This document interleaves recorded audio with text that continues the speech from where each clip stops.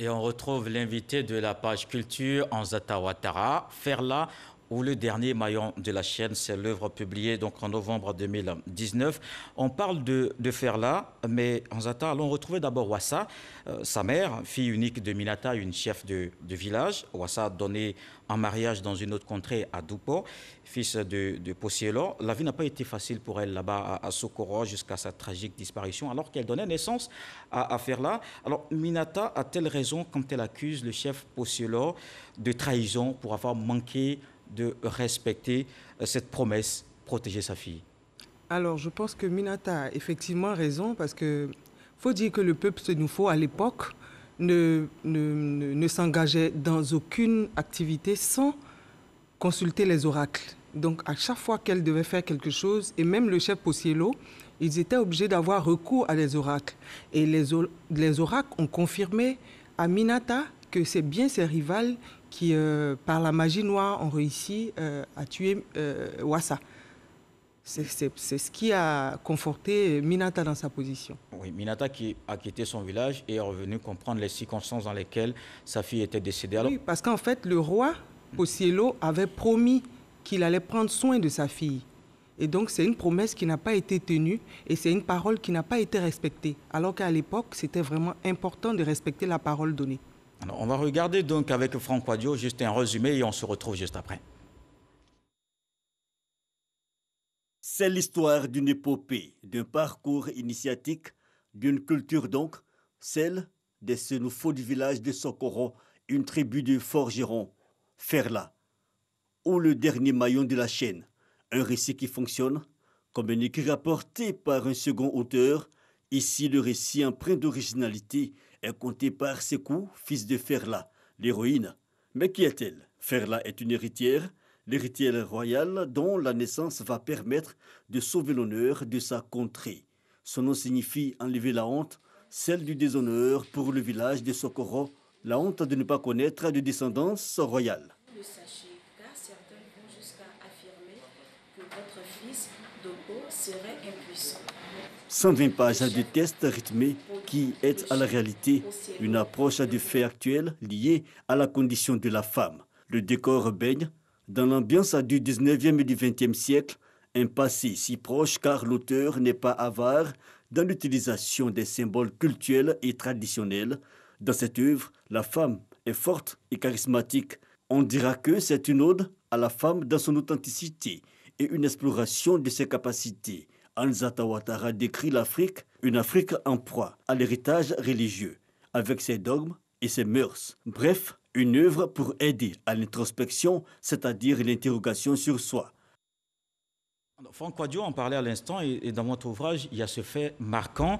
Minata qui dirige un village qu'on appelle Minata Dougou, quand son époux décède, déjà dans les années 1900, on peut dire que les femmes avaient déjà à cette époque-là le pouvoir de décision. Oui, effectivement, parce que contrairement à ce qu'on pense, on se dit que le leadership, c'est aujourd'hui qu'on l'enseigne, alors que déjà à l'époque, il y avait des femmes assez charismatiques comme Minata qui dirigeaient tout un peuple et avec la bénédiction des populations.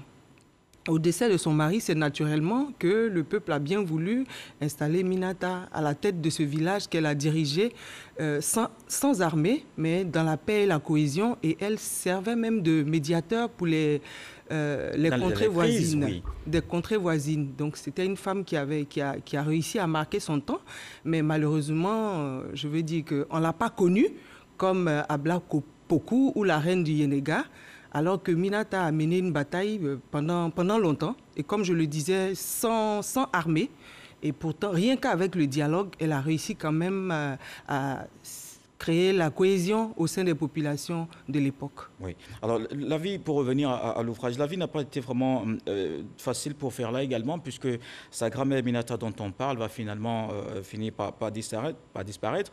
Elle s'en sort plutôt bien avec le mariage, avec ce cheminot, Doumbia. Elle a eu 5 filles et un garçon, dont Sekou, qui vous relate les faits. Oui, c'est Sekou qui m'a relaté les faits. C'est un grand frère et...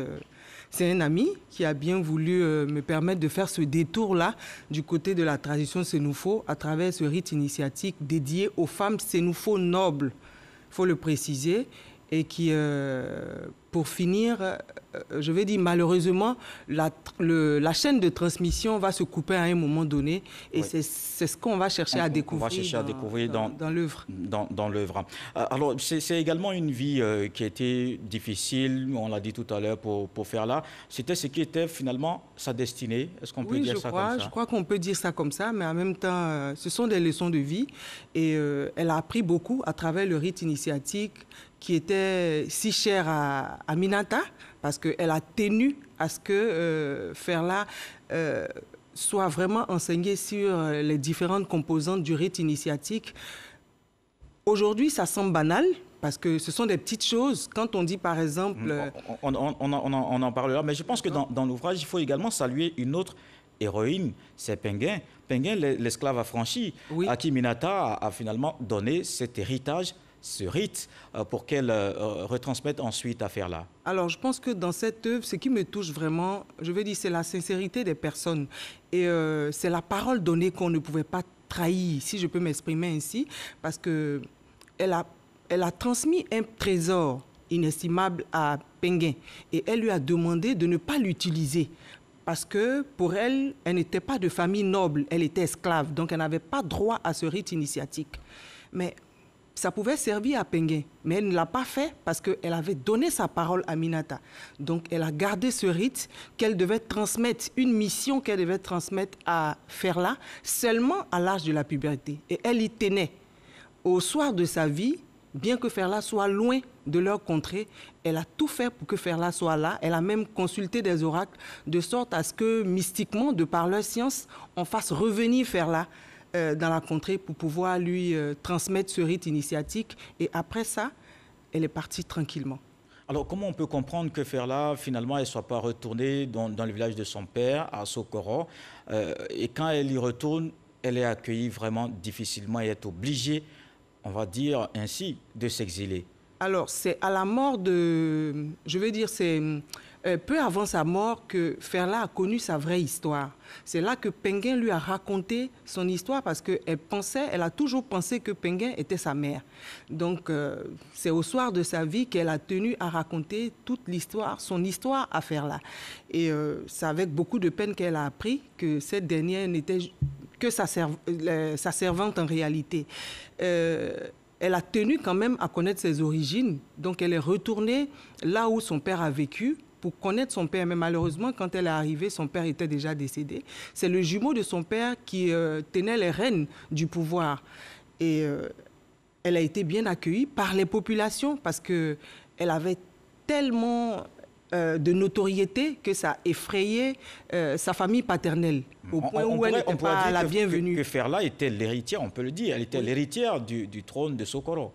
Oui, on peut le dire comme ça, parce que quand elle est arrivée, parce que sa mère était une très belle femme, bien que chez le Sénoufo, la beauté physique n'a pas vraiment d'intérêt. Oui, chez le Sénoufo, c'est vraiment l'ardeur au travail et les scarifications, il faut le dire. Mais quand même, Ouassa avait marqué les esprits. Et donc, quand elle est revenue, tout le monde relatait les faits passés en disant que c'est la fille de celle qui était venue, qui était belle, qui avait été tuée par... donc, tout le monde s'est pris de compassion vis-à-vis de Ferla, ce qui a dérangé ses cousins et puis son oncle, qui n'a pas souhaité qu'elle reste là. Elle a compris le message et elle est repartie à Bobo du Lasso avec son époux, où elle a recommencé une autre vie. Oui, et c'est après qu'elle est revenue donc à... Mais Minata, ne nous en voudrait pas, Nzata Ouattara, si on vous demandait de nous dire c'est quoi exactement ce rite initiatique? Alors, en gros, c'est des petites choses, comme je disais, mais en même temps, aujourd'hui, ça semble banal, mais en même temps, je dirais que ce sont des cours de leadership. Franchement, ce sont des cours de leadership parce qu'on apprend, à travers ce rite initiatique, à la femme à se prendre en main, à être consciente de ses pouvoirs. Quand on dit à la femme, par exemple, qu'elles ont un pouvoir et elles sont capables, rien que par leurs émotions, à rendre à un homme impertinent, si je peux le dire, son impertinence. Voilà, un homme qui s'est mal comporté vis-à-vis d'une femme, rien qu'avec ses émotions, elle peut lui rendre la vie dure. Alors, est-ce que c'est vraiment aussi banal que ça? Parce que Ferla, Oui. bien qu'étant à Abidjan, se retrouvait très souvent dans son village où elle est appelée par les populations pour, par exemple, implorer les dieux pour qu'il pleuve, etc. Oui, mais en Ce fait, n'est il y a pas- ce beaucoup n'est de donc pas aussi principes de banal que vie. ça. Oui, effectivement, il y a beaucoup de principes de vie dans le rite initiatique. C'est un peu comme le poro dans le bois sacré Senoufo pour les hommes. Pour faire là, on apprend en fait à la femme, comme je le disais tantôt, à se prendre en main, d'être consciente de ce qu'elle vaut et de se prendre en main. Déjà à l'époque, sans des instructions, parce qu'aujourd'hui, les cours de leadership, on paye cher pour les avoir. Mais déjà à l'époque, on apprenait déjà aux femmes à se prendre en main. Et les femmes nobles, c'est dit que ce n'était pas dédié à n'importe qui. Par exemple, Penguin, elle était esclave, elle n'en avait pas droit. Et Ferla, en tant que noble, elle avait droit à ce rite initiatique. Et elle en était consciente au point où même quand son mari, son premier époux, lui rendait la vie dure, elle n'a pas voulu utiliser le Cela rite contre lui. initiatique. Alors, finalement, contrairement au titre, peut-être je vais me permettre, est-ce que Ferla est vraiment le dernier maillon de la chaîne, puisqu'elle va transmettre donc tout ce savoir, non pas à ses filles, en qui elle estime qu'elle n'a pas suffisamment confiance, mais à Sékou, son fils. Est-ce que c'est donc Ferla qui est le dernier maillon de la chaîne? Alors, je pense et pas Sékou. toute l'histoire de ce roman se retrouve là. Le dernier maillon de la chaîne, je ne saurais vous dire, mais je crois que je fais une ouverture parce que Sékou même, c'est pas réellement qui est le dernier maillon de la chaîne. Parce que c'était une décision de Ferla. On ne sait pas vraiment ce qui a motivé Ferla à ne pas transmettre le rite initiatique à ses filles. Mais comme elle le dit, ce sont tous ses enfants. Elle les aime les uns aussi bien que les autres, mais elle a souhaité que c'est Sékou qui détiennent ce secret du rite initiatique parce que... Et Sékou qui prend le rite initiatique, mais qui a du mal à le transmettre à sa première fille, Oui. sa première fille qui n'y croit vraiment pas du tout. Oui, parce que donc se elle pose n'a là pas- un problème peut-être de mariage entre la tradition et le Oui, modernisme. effectivement, parce que Oui. je crois que Sékou l'a pas habitué Malheureusement, à aller, on ne pourra pas en dire plus long. Merci Anzata Ouattara. Merci beaucoup. On va juste s'arrêter là et peut-être continuer plus tard. Anzata Ouattara, journaliste, écrivaine, auteur de Le Ferla ou Le Dernier Maillon de la chaîne, publié en novembre 2019, un roman qui relate un fait réel dans le nord du pays, la transmission des rites initiatiques chez les femmes dans la famille noble Sénoufo. Simple, fluide, comme un bon jus de fruits, ce livre se laisse boire. Je vous invite donc à la lecture pour vous en faire une idée beaucoup plus complète. Merci d'avoir suivi cette édition. On se quitte avec cette citation que j'ai justement retenue dans cet ouvrage de Anzata Ouattara. Une mère poule ne secoue jamais le sol dans l'optique d'en ressortir ce qui est nocif pour ses poussins. Dieu le voulant, on se retrouve demain.